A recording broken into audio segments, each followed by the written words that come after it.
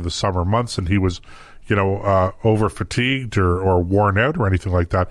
So I think we have some very real concerns. And when we look at what the Iranians are doing now, and then while all of this is going on with the drama in Washington, now the Iranians poking their finger in the eyes of the European Union and the United States, while all of this is going on, the communist Chinese have engaged in a campaign of mass arrests in Hong Kong of democracy activists. And so, again, quite apart from what the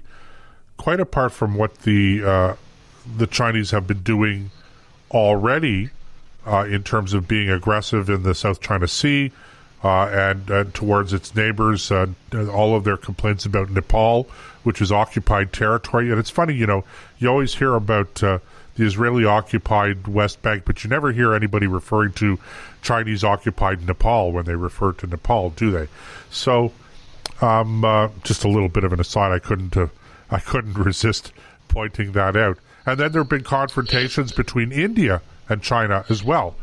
So all of this going on, and I can't help but think that not only are they testing the new administration, but the lack of response.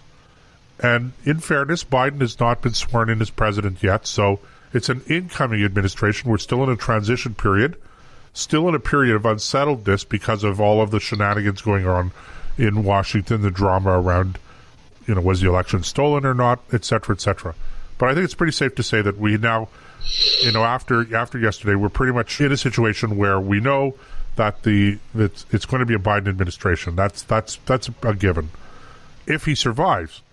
So even though they haven't been sworn in yet, still you would think that he might have something to say in terms of, I don't know, warning maybe is too strong a word to use, but something to say in order to put the dictators on notice that America is not going to be withdrawing from the international scene just because it is changing administrations.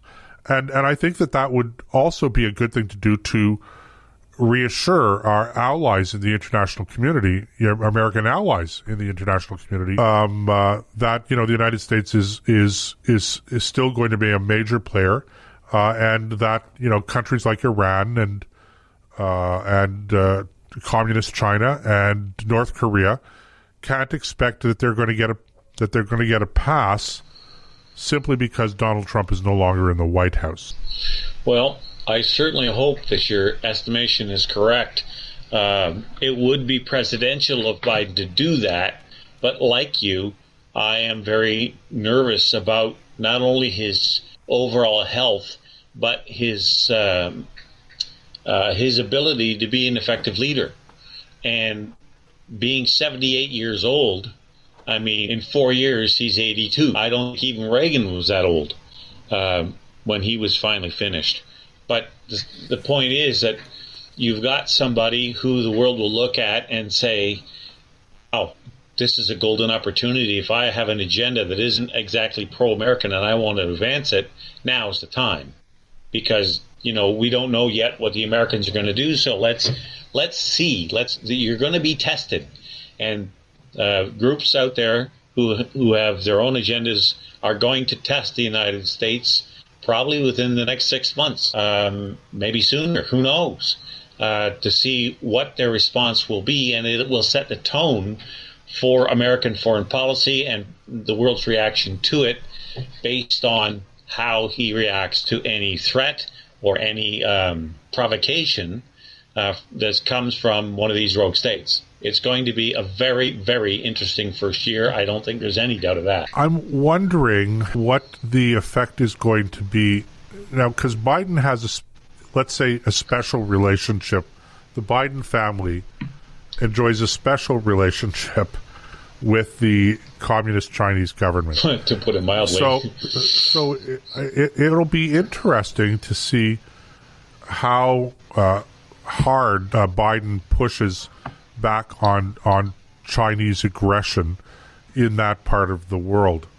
And you were mentioning, we're coming close to a break here, Nick, so I don't want to spend too much time on it. But if we have a minute or two, you were mentioning earlier on during our production meeting something about the Chinese reaction to a new United Kingdom aircraft carrier that's just recently been launched. That's right. What do you have? Do you have anything? They have a lot. Yeah. The Chinese military has taken great strides forward, but it's still not up to Western standards. And anything that is put in the water, so to speak, that could pose a threat, they're going to pay a lot of attention to.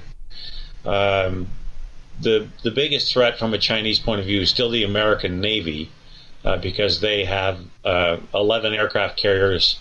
And, they just have so much military strength that they are the opponent. They're the big boy on the block. But Britain is not to be taken lightly either.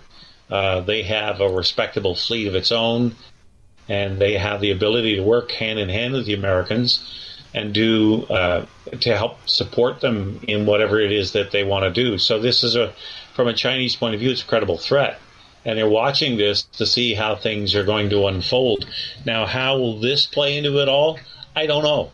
But I do know that China is building a couple of new aircraft carriers. They're going to be smaller, and they won't be as capable as the American versions. But still, if you can put aircraft 2C on a floating airport, that's something that has to be taken into consideration when you're taking into account your global affairs and your national foreign policy. You have to look at all aspects, not just economic, not just social, but all of them, including what their military is like and how effective it could be.